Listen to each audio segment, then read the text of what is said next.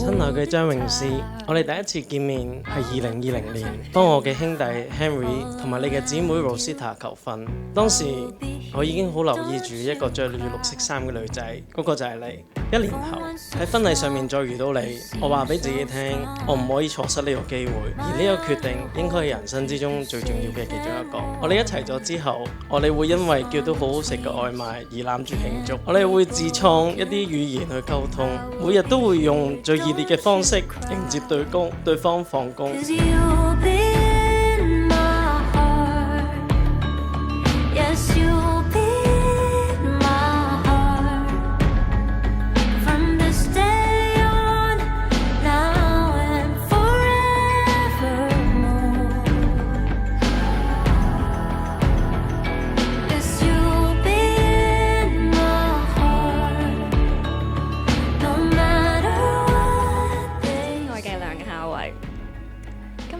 我哋有70個最親嘅家人同朋友喺世界各地飛過嚟巴黎，一齊見證我哋今日呢個重要嘅時刻。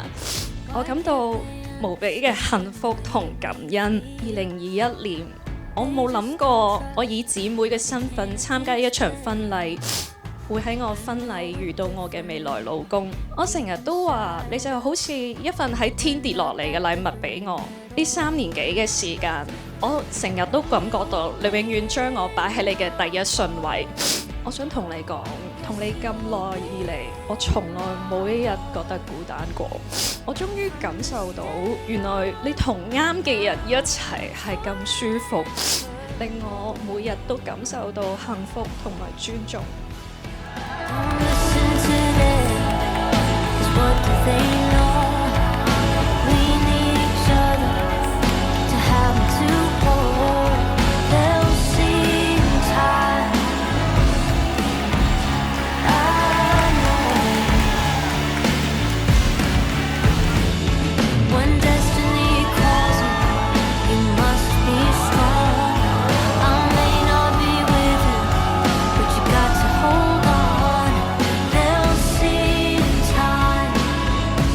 我請在場各人見證，我梁孝維願以你張詠詩為我合法妻子。